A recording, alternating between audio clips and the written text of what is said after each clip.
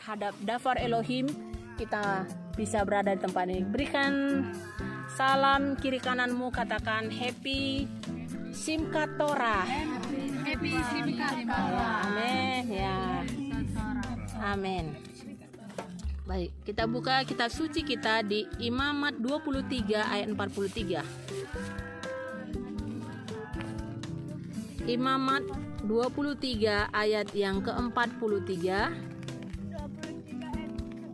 Agar generasi-generasimu mengetahui bahwa aku telah memerintahkan Bani Israel menjadi pondok-pondok Daud ketika aku membawa mereka keluar dari tanah Mesir. Akulah Yahweh Elohimmu.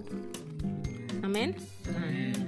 Saudara, dari ayat 41 dikatakan bahwa kamu harus merayakan bagi Yahweh 7 hari lamanya dalam 1 tahun. Itulah suatu ketetapan untuk selamanya bagi generasimu. Yaitu merayakan apa Bapak Ibu? Masuk aja Pak. Merayakan apa? Sukot. Nah, saudara yang dikasih Bapak Yahweh, Sukot bagi orang yang merayakan Sukot dalam Ulangan 16 ayat yang ke-15, maka Bapa Yahweh akan menurunkan apa? Hujan. Tidak pada musimnya, tapi hujan. Seperti malam hari ini, Bapa menurunkan hujan. Amin. Berikan tepuk tangan bagi Raja segala raja. Artinya apa Bapak Ibu? Bapa Yahweh sangat berkenan terhadap ibadah yang kita lakukan malam hari ini. Secara kasat mata dunianya ya, kok ngapain sih capek-capek di bawah tenda, ya kan, jauh-jauh ya, sepertinya kurang kerjaan ya Bapak Ibu. Tetapi saya percaya jerih lelah di dalam Bapa Yahweh tidak ada yang sia-sia. Amin. Buktinya apa? Kita memulai ini dari tahun lalu Bapak Ibu ya, kita berkemah ya, namun sekarang personilnya ganti. Ya, saya percaya di tahun depan Bapak Yahweh akan mengirimkan lagi orang-orang yang mendukung pelayanan atas penyebaran nama Bapak Yahweh di kota Pematang Siantar. Amin. Berikan tepuk tangan bagi Bapak Yahweh. Kita semua di sini adalah keluarga di dalam Hamasya. Amin. Kita ada sebagaimana kita ada hari ini itu karena Bapak Yahweh yang memberikan kesempatan bagi kita. Di dalam kitab suci kita, apa arti kemah Bapak Ibu? Apa arti tenda? Ya. Kita buka ayat yang Ibrani 11 ayat yang ke-8. Nah, sepertinya kita ya ada diizinkan untuk ada di tempat yang asing. Ya, Ibrani ya 11 ayat yang ke-8 sampai dengan 9 10. Yuk kita baca. Iman ketika dipanggil keluar, Abraham taat untuk pergi ke tempat yang akan segera dia terima sebagai milik usaha. Amin. Dia pergi dengan tidak mengetahui ke mana dia pergi. Dengan iman dia hidup sebagai orang asing di tanah berjanji seperti di negeri asing, dan dengan tinggal di dalam kemah-kemah bersama Ishak dan Yakub, Ya. bersama pewaris dari janji yang sama, sebab ia menanti-nantikan kota yang mempunyai fondasi-fondasi yang terancang dan pembangunnya. Amin. Allah Elohim. Ya. Saudara yang dikasihi Bapak Yahweh, ya. Leluhur kita Abraham, Ishak, dan Yakub juga melakukan hal yang sama. Kita hanya bisa taat pada malam hari ini. Amin. Kita taat saja. Kenapa? Kalau Bapak suruh kita untuk biasanya 7 hari saudara kita tinggal di kemah. Cuman kita nggak akan mungkin 7 hari berada di dalam kemah, ya kan? Nah, tetapi ini kita lakukan bahwa sebagai ingat-ingatan. One day kita juga di muka bumi ini tidak ada tempat yang tetap untuk menjadi tempat kediaman kita. Amin. Apapun yang kita miliki saat ini saudara yang bersifat dunia itu tidak akan bisa kita bawa kemana-mana. Apa yang bisa kita bawa Bapak Ibu? Ini. Apa itu? Fondasi. Ia menanti-nantikan kota yang mempunyai fondasi-fondasi yang perancang dan pembangunnya ialah Elohim sendiri. Jadi kita menantikan kota, tempat, kemah, ya, rumah yang fondasinya adalah Bapa Yahweh sendiri. Kalau sekarang kemah ini ya kita buat tenda-tenda ini tadi dengan berjeri lelah. Ini kita yang merancang, ya kan? Kalau kata ibu apa ini udah standar internasional. Nah, kalau rumah kita juga yang kita tempati sekarang itu ada yang desain. Siapa yang desain? Masih manusia. Tapi suatu saat ada rumah, ada kota, ada fondasi yang perancang dan pembangunnya adalah Bapa Yahweh. Amin. Kemah kita di muka bumi ini bisa dibongkar Bapak Ibu, tetapi kemah yang ada di dalam hidup kita, Syamaim, itu tidak bisa dibongkar. Coba kita buka lagi kitab suci kita di ya.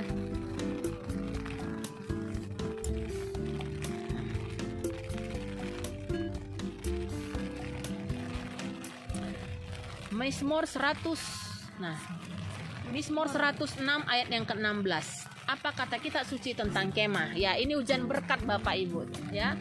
Mizmor 106 ayat yang ke-16.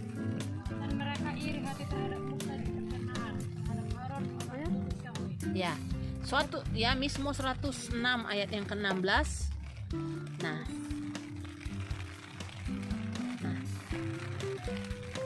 Suara kemudian Mizmor 118 ayat yang ke-15. Apa kata kitab suci tentang kemah? Suara sorak-sorai ada di dalam kemah, ya, dan keselamatan ada di kemah orang-orang benar. Tangan kanan Yahweh yang melakukan keperkasaan. Amin. Mizmor 118 ayat yang ke-15. Saudara, di dalam kemah orang benar harus ada sorak-sorai. Seperti tadi kita bersuka cita. Amin. Di dalam kemah Yahweh tidak boleh ada sungut-sungut, ya, kesedihan, tangisan, tetapi harus ada suara sorak. Sekali lagi kita baca Mizmor 118 ayat yang ke-15. 1, 2, 3. Suara sorak-sorai dan keselamatan ada di kemah orang-orang benar. Tangan kanan Yahweh yang melakukan keperkasaan. Amin. Ya, kita adalah kemah. Tubuh kita ini adalah kemahnya Bapa Yahweh. Tempat rohnya Bapa itu berdiam. Amsal 14 ayat 11. Amsal 14 ayat yang ke-11. Semua orang pasti akan diruntuhkan, tapi kemah orang jujur akan menjadi subur. Amin. Ya. Rumah orang fasik itu akan diruntuhkan, tetapi kemah orang benar itu akan menjadi subur. Jadi ya siap-siaplah ya ibu-ibu, bapak-bapak akan mengalami kesuburan. Amin. Ya. Amin. Kemudian Yesayahu 54 ayat yang kedua. Ya. 54 ayat yang kedua. Kenapa sih harus di Danau Toba? Kita percaya bahwa nama Bapa Yahweh juga akan diserukan dari tempat ini. Yesayahu 54 ayat yang kedua. 1, 2, 3. Lapangkanlah tempat kemahmu dan biarlah mereka merentangkan tenda-tenda tempat kediamanmu. Jangan menahannya. Panjangkanlah tali-tali kemahmu dan panjangkanlah dengan kokoh patok-patokmu. Amin. Sewaktu kita tadi memasang kemah, kita harus menarik patok-patoknya yang luas. Apa artinya? Apa artinya anak-anak? Perbesar kapasitasmu. Amin. Gak ada yang biasa-biasa anak Bapa Yahweh, tapi engkau harus memperbesar kapasitasmu. Talentamu harus engkau kembangkan. Jangan dikubur talentanya, ya. Yang bisa main musik, belajar main musik, yang bisa nyanyi, yang bisa masak, yang bisa karunia melayani, ya, itu dikembangkan. Ya. Ngatur-ngatur aja ya, berbuat ya. Saudara, ya. Jangan menahan katanya. Panjangkanlah tali-tali kemahmu. Ya, jangan ditahan-tahan, jangan diam dipendam-pendam. Harus banyak berlatih, ya. Kemudian saudara, apalagi kata kitab suci tentang kemah, ya. Nah, terakhir coba kita buka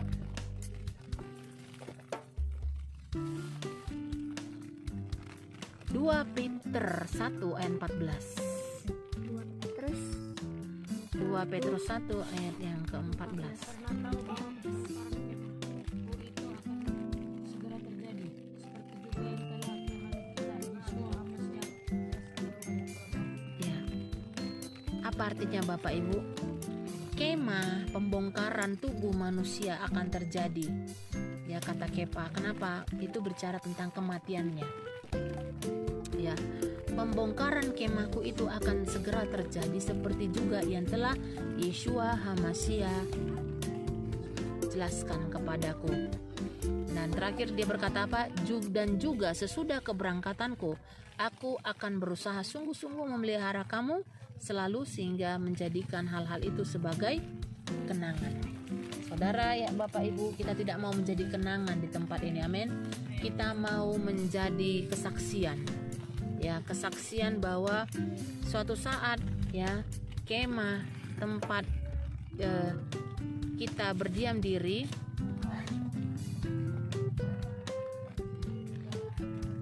ya di muka bumi ini ya akan mengalami ketidaktetapan ya. Jadi yang penting apa ya Bapak Ibu? Taat saja. Sama seperti Abraham yang taat, kita taat saja. Kadang gak enak ya, kadang harus mengalahkan kedagingan kita ya Bapak Ibu ya. Ini malam minggu enaknya di rumah main game ya kan, baca, nonton YouTube ya, nonton film, enaknya santai. Kita enggak, justru setiap Sabtu kita harus berapoda ya. Kita ada teman sendiri ya. Iya, ada 2 hari ini peresmiannya. Ada peresmian salon, ada peresmian kantor Alliance di Siantar, tapi kita lebih memilih untuk bersama-sama di tempat ini. Amin Bapak Ibu ya, biarlah ini semua diperhitungkan oleh Bapak Yahweh. Sebab apa? Wahyu 13 ayat 6,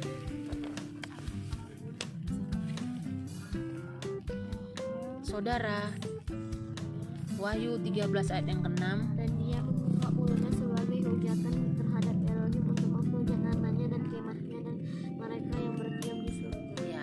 Jadi ada orang-orang Bapak Ibu ya, kita sangat bersyukur kita dipanggil masuk di dalam kekudusan hari-hari rayanya. Tetapi ada orang yang Bapak Ibu ya diciptakan khusus untuk apa? Untuk menghujat Elohim dan untuk menghujat namanya dan kemahnya dan mereka yang berdiam di Syamaim. Ya, jadi ada orang-orang yang memang ditetapkan ya untuk tidak percaya. Ada orang-orang yang memang diciptakan untuk menghujat. Ya, ada orang-orang yang diciptakan untuk menghujat kemahnya. Ya, kemahnya itu apa? Berbicara apa? Avoda, ibadah kita. Jadi kita sangat bersyukur di tempat ini kita dipilih dari sekian miliaran orang untuk datang menghormati dan membawa pujian kita kepada Elohim. Kemudian kita juga apa? Menjadi kemah tempat kediaman Bapa Yahweh, Roh Kudusnya. Amin. Dan kita ayat yang ke-8, Dan semua yang tinggal di bumi yang namanya tidak tertulis di dalam kitab kehidupan anak domba yang disembelih sejak permulaan dunia ini, mereka akan menyembah kepada Dia. Bapak Ibu tahu siapa itu? Enggak. Dan semua yang tinggal di bumi yang namanya tidak tertulis. Yakinkan dirimu dan diriku tertulis dalam kitab kehidupan. Amin. Kenapa? Karena kita dipanggil hari ini. Untuk apa? Untuk memuliakan Elohim. Untuk apa lagi? Untuk menghormati kemah kudusnya. Tetapi ada Bapak Ibu orang-orang ya yang tinggal di bumi yang namanya tidak tertulis dalam kitab kehidupan anak domba yang disembelih sejak permulaan dunia ini. Jadi saya Bapak Ibu nggak, bagiku ya, kalau dalam pola penginjilan, kalau orang nggak percaya itu nggak masalah sama aku, nggak perlu di-push, nggak perlu dipaksa ya. Yang penting apa? Saya nggak melihat kuantitas Bapak Ibu, tetapi Bapak Yahweh itu melihat kualitas. Kenapa? Ada orang yang diciptakan dari permulaannya itu menyembah Satan. Dari sejak permulaannya dia ada di bumi ini, dia ditugaskan untuk menyembah Satan. Siapa itu? Ini tertulis dalam kitab suci. Tetapi kita sangat bersyukur kita di sini dipilih untuk menyembah Elohim Abraham, Ishak dan Yakub. Bukankah ini suatu privilege, suatu kehormatan adik-adik sekalian? Sejak kecil udah kenal nama Bapa, udah beribadah kepada Tuhan yang benar. Hah? Bukankah ini suatu apa? Apa ya? Privilege lah gitu. Iya kan, suatu kesempatan yang luar biasa gitu loh. Nah, sama kayak mereka ini. Gitu loh. Apakah mereka ditetapkan untuk tidak menyembah Elohim? Gak tahu. Kalau roh mereka bergetar, mereka akan ikut masuk ke sini. Tetapi memang ada orang yang tidak. Ayat 9, siapa yang punya telinga biarlah dia mendengarkan. That's why mereka punya telinga, tetapi mereka tidak mendengar. Ya. Amin, saudara yang dikasih. Jadi saudara, ada orang yang memang ditetapkan, ya, ditetapkan untuk menyembah kepadanya. Itu di situ itu bicara Satan, ya, binatang yang keluar dari laut judulnya. Dan inilah yang terjadi pada hari-hari ini, Bapak Ibu. Ya, ada orang ya yang memang ditetapkan untuk tidak diselamatkan. Disinilah Bapak Ibu, kalau kita terbeban dengan keluarga kita berdoa supaya setiap keluarga kita, orang-orang yang berhubungan darah dengan kita, kalau punya kesempatan untuk ditetapkan untuk selamat, maka mereka pasti akan selamat. Amin. Ya, amin. Saudara, ayat yang ke-7, kenapa? Karena ayat yang ke-7. Dan kepadanya ditetapkan untuk melakukan peperangan dengan orang-orang kudus dan untuk menaklukkan mereka. Dan kepadanya diberikan wewenang atas setiap suku, bahasa dan bangsa. Ya, saudara, akan ada saja orang-orang yang akan memerangi engkau dan aku. Yang tidak suka dengan kita itu ada. Ya, tetapi jangan khawatir. Bapa Yahweh telah memberikan kita wewenang atau otoritas. Nah, sebagai ayat terakhir, kita buka Matai. Ya.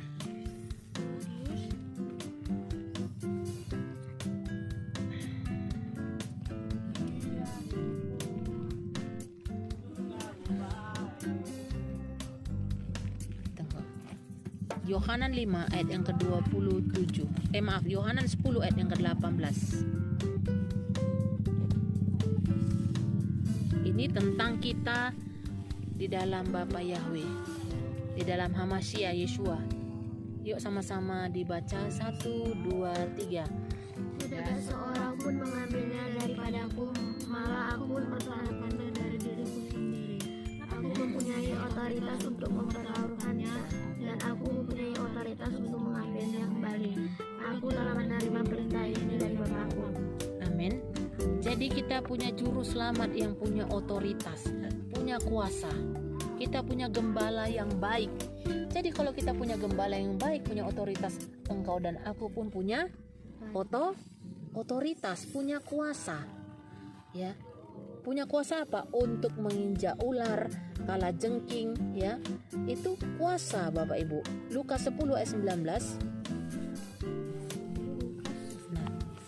Nah, inilah peralatan yang kita pakai untuk menyerang, melawan peperangan musuh-musuh kita tadi yang dalam Wahyu tadi.